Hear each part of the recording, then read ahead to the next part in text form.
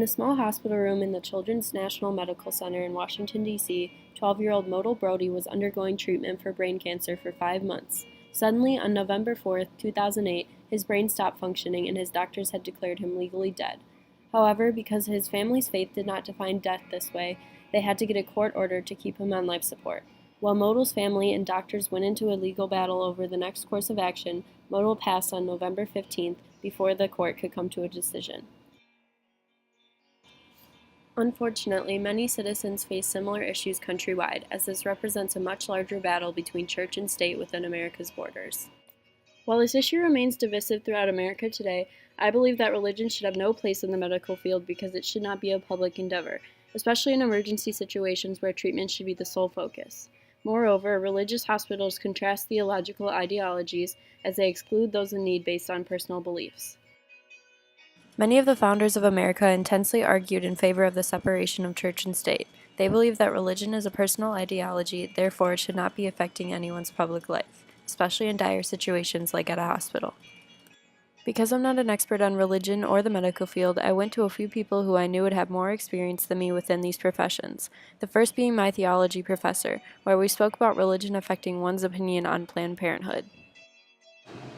It's something like Planned Parenthood and other avenues for people to get health care. Often they are people who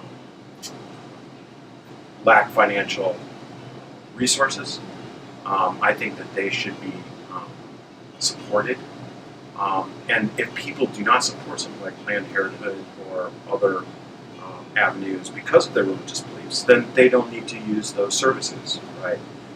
Next, I went to my dad. He's the owner and CEO of the company NextGen MDX, which is the best genetic carrier screening company in the world. With his experience in the medical field, he has seen religion affecting huge medical decisions firsthand. I don't think religion should play a role in healthcare decision-making by the physicians or the government. What if my religion is completely different than the one that they're applying to the values that they're putting on things like Planned Parenthood? Similarly, Pope Leo XIII even argued for this point, despite his high position within the Catholic religion. He states that the founder of his church, Jesus Christ, wished the spiritual power to be distinct from the civil, and each to be free and unhampered in doing its own work, and that in the interest of everybody, there should be a harmonious relationship. Even though it may go against a hospital worker's or patient's religious beliefs, in many severe circumstances, medical treatment is necessary because the situation simply calls for sole focus on keeping the patient alive. According to Columbia University Medical Center, 14% of U.S. doctors, when given objectionable medical assignments that are still legal, would not only refuse to deliver such care but would also refuse to inform their patients about it, or even refer them to other institutions to get them the care they need. This translates to about 40 million people who would receive substandard care from these physicians, who may just be putting their religious convictions above the well-being of their patients. But I think that for healthcare professionals, their ultimate duty is service to the people and to patients and to people that are hurting. But when it comes to what they're being asked to do, that is help people who are hurting or suffering and give them care to bring them into health. I think that those commitments to the well-being of people override or make really irrelevant in that situation their own religious beliefs. Another topic of debate is whether a parent's religious beliefs should affect their child. I believe that the sole focus should be on the most effective treatment, not the parent's belief affecting their child's medical care.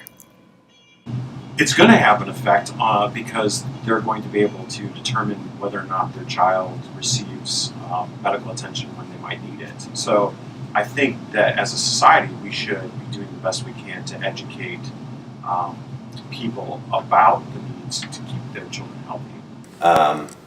I think by using their religious beliefs to perhaps limit their child's care is inappropriate because their religious beliefs aren't necessarily what their child's religious beliefs are going to be.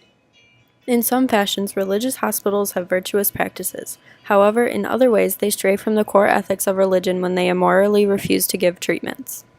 One particularly controversial part of this issue comes from the fact that some religious hospitals accept public funds, specifically within the Catholic hospital system.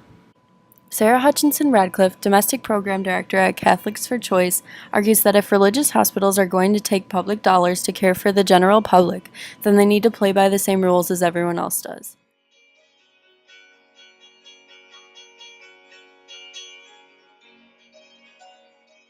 Since many lawsuits have formed due to doctors refusing to treat patients based on religious reasons in public hospitals, religious hospitals should not be exempt from this scrutiny.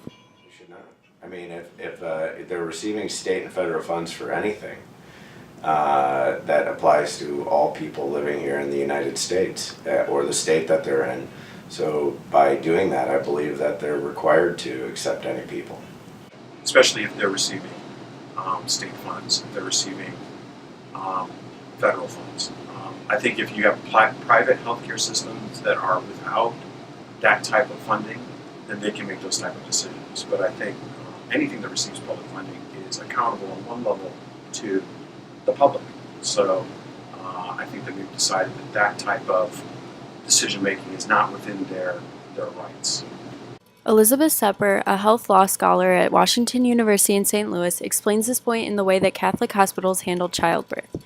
She claims that in many states, if a Catholic hospital were to kill a woman because they did not provide her with proper miscarriage management, they would not face liability.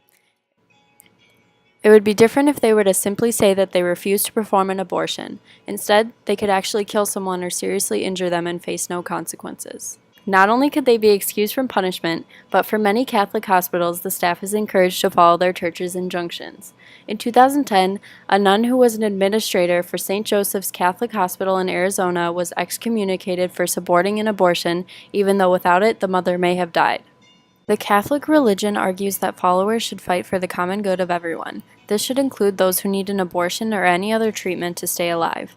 The medical field and religion need to be separated because some morals being presented as religion are solely based upon personal ideas of religion. Ultimately, I believe that religion should be kept out of the medical field because it is a private matter instead of a public one, especially in emergency situations where the focus should be on the patient's health, not the religion. Also, that certain religious hospitals contrast the true identity of their religion when they exclude those in need of care based upon their own beliefs.